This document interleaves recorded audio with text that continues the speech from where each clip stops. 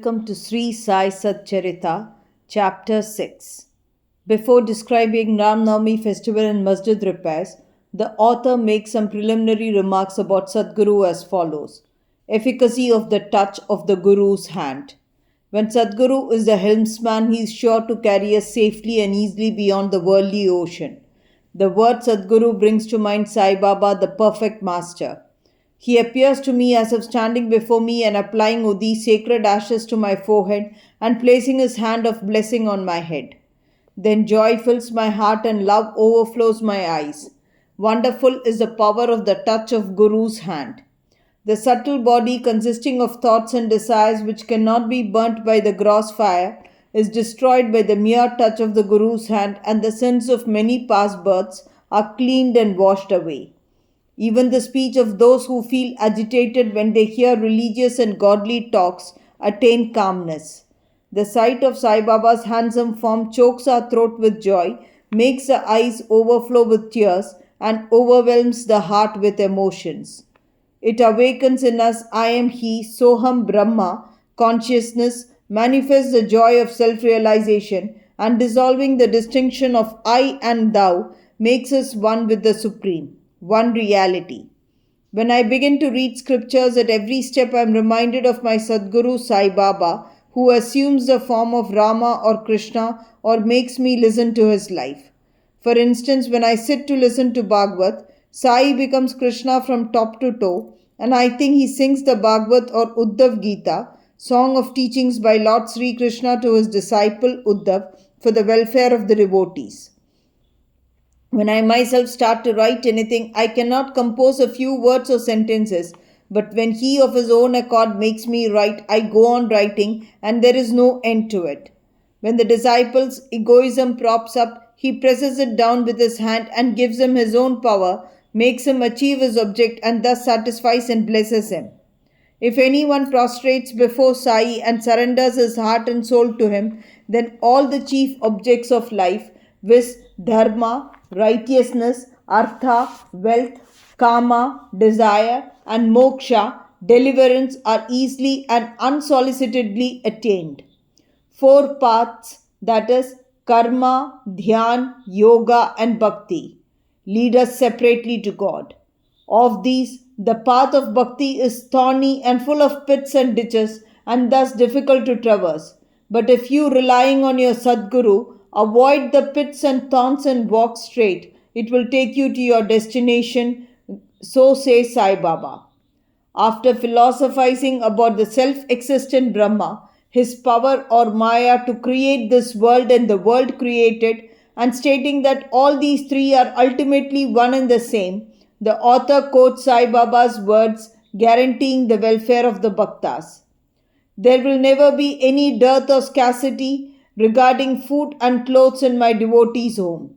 It is my special characteristic that I always look after and provide for the welfare of those devotees who worship me wholeheartedly with their minds ever fixed on me.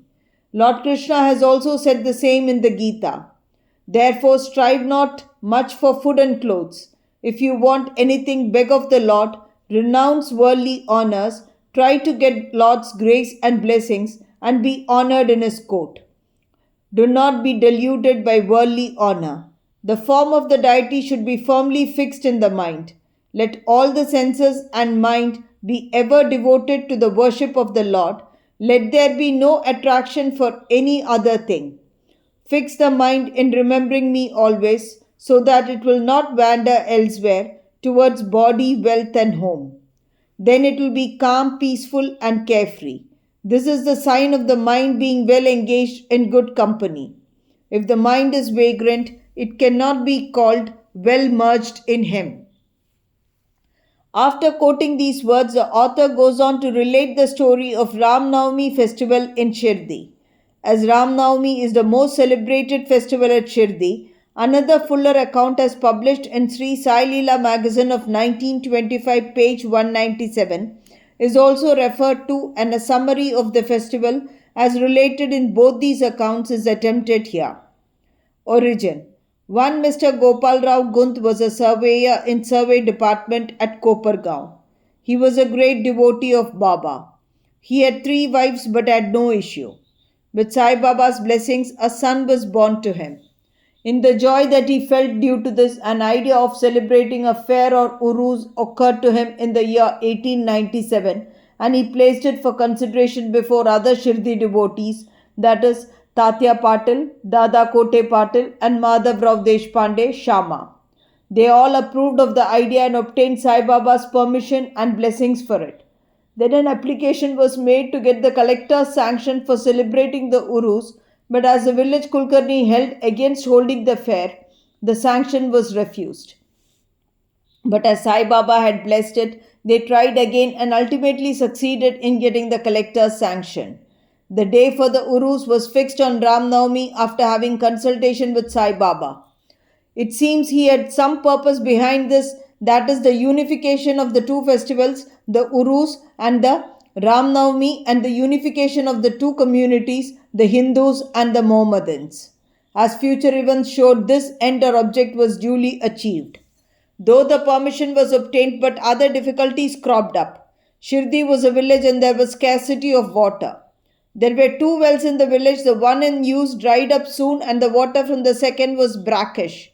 This brackish water was turned into sweet water by Sai Baba by putting flowers into it. As the water of this well was insufficient, so Tatya Patil had to arrange to get water from outside. Temporary shops were to be constructed and wrestling bouts arranged. Gopal Rao Gund had a friend by name Dabu Anna Kasar of Ahmednagar. He also was similarly unhappy in the matter of progeny, though he had 2 wives.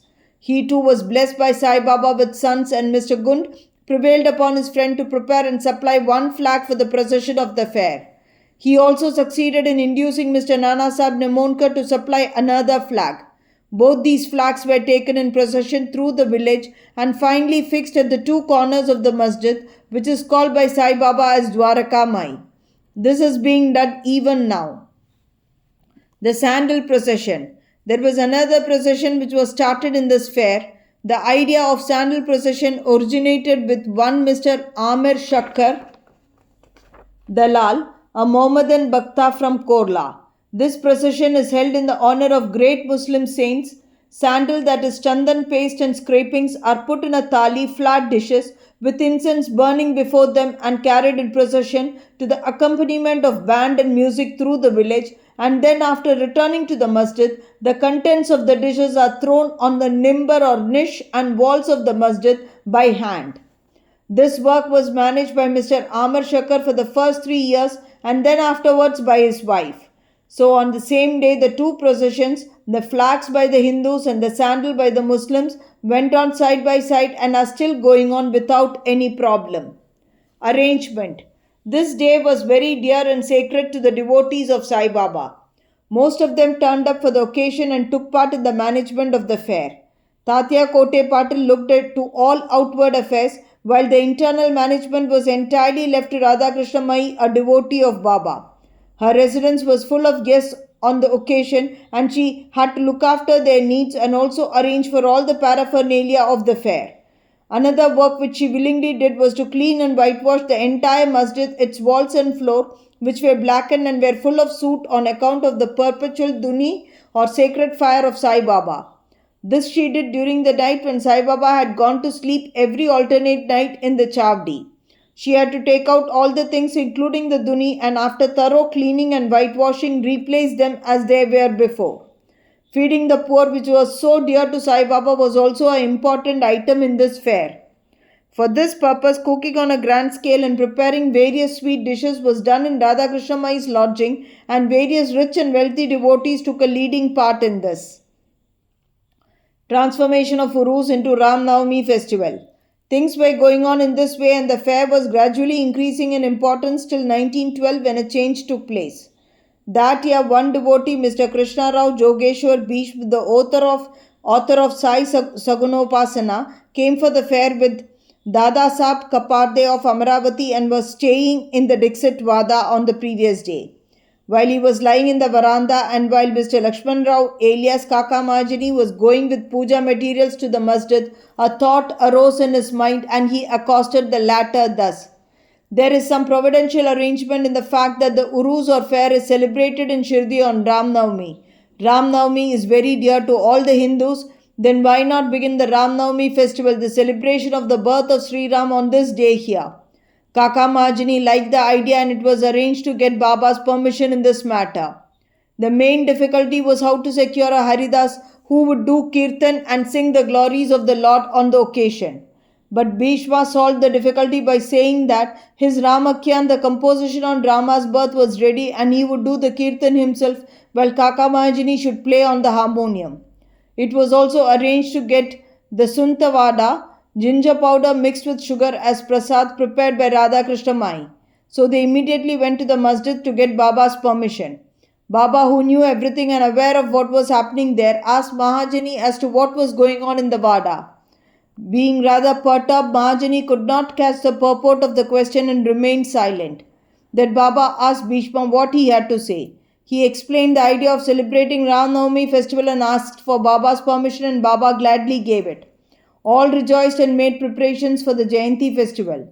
Next day the masjid was decorated with buntings, etc. A cradle was supplied by Radhakrishna Mai and placed in front of Baba's seat, and the proceedings started. Bhishma stood up for Kirtan and Mahajani began to play on the harmonium. Sai Baba sent a man to call Mahajani. He was hesitating to go, doubtful whether Baba would allow the festival to go on or not, but when he went to Baba, the latter asked him as to what was going on and why the cradle was placed there. He answered that the Ram Navami festival had commenced and the cradle was put out for that purpose. Then Baba took a garland from the nimbar niche and placed it around his neck and set another garland for Bhishma. Then the kirtan commenced. When it came to a close, loud sounds of victory to Ram went up and Gulal color powder was thrown up all around amidst band and music. Everybody was overjoyed when suddenly a roar was heard.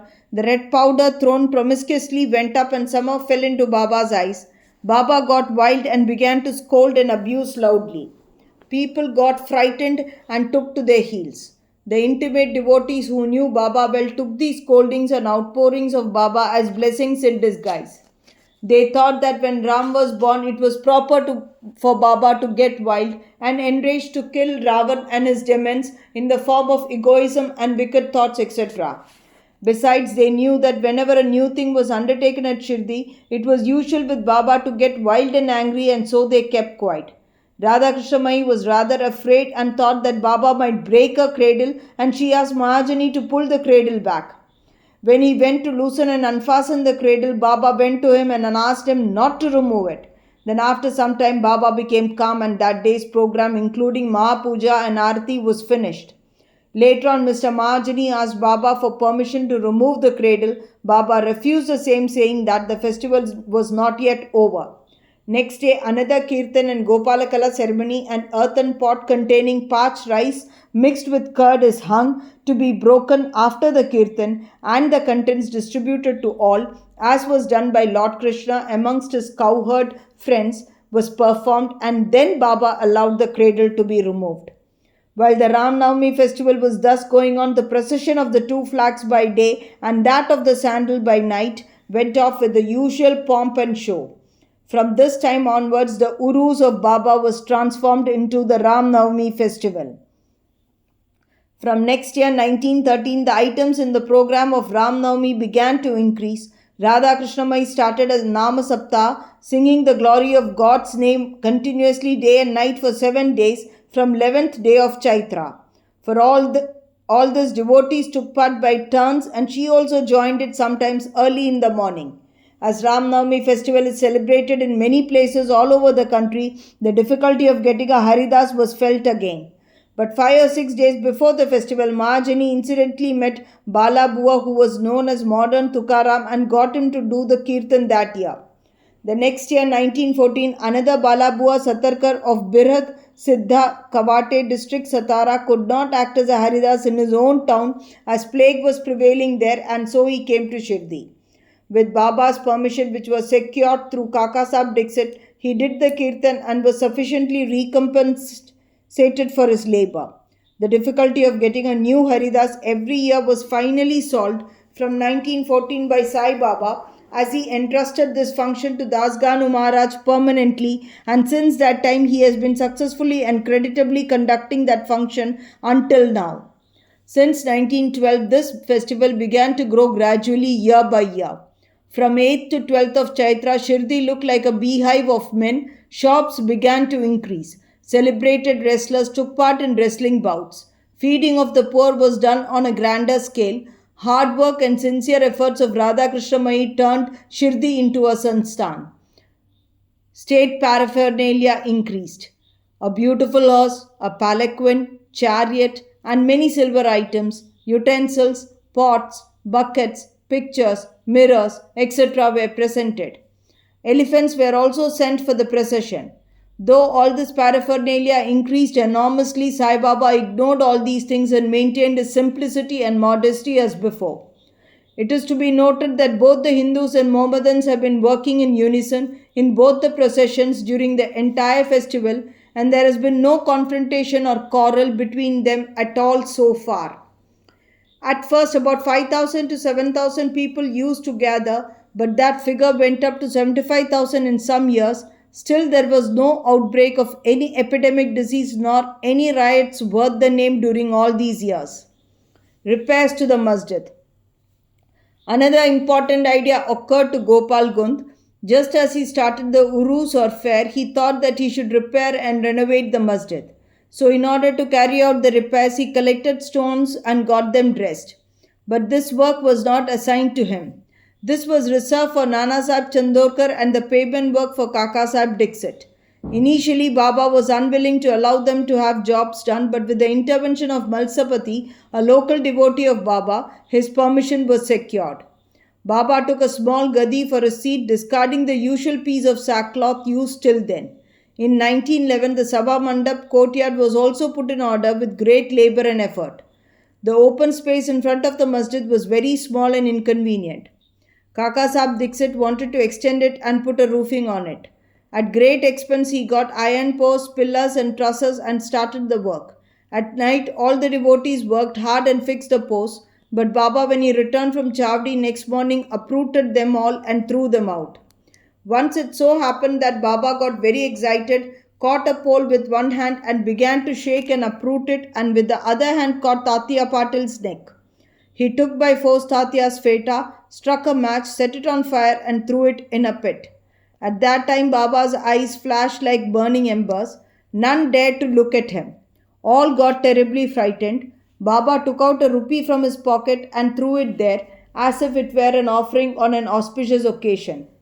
Tatya was also very much frightened. None knew what was going to happen to Tatya and none dared to interfere. Bagoji Shinde, the leper devotee of Baba, made a bold advance, but he was pushed aside by Baba. Madhavrao was also similarly treated, pelted with brick pieces. So all those who went to intercede were similarly dealt with. But after some time, Baba's anger cooled down. He sent for a shopkeeper, got from him an embroidered feta, and himself tied it on Tatya's head as if he was being given a special honor. All the people were wonderstruck to see the strange behavior of Baba. They were at a loss to know what enraged Baba so suddenly and what led him to assault Tatya Patil and why his anger cooled down the next moment. Baba was sometimes very calm and quiet and talked sweet things with love, but suddenly, with or without any reason, got enraged. Many such incidents may be related, but I do not know which to choose and which to omit. I therefore refer them as they occur to me. In the next chapter, the question whether Baba was a Hindu or a Mohammedan will be taken up, and his yogic practices and powers and other matters will also be dealt with. Bow to Sri Sai Baba, please, peace be to all.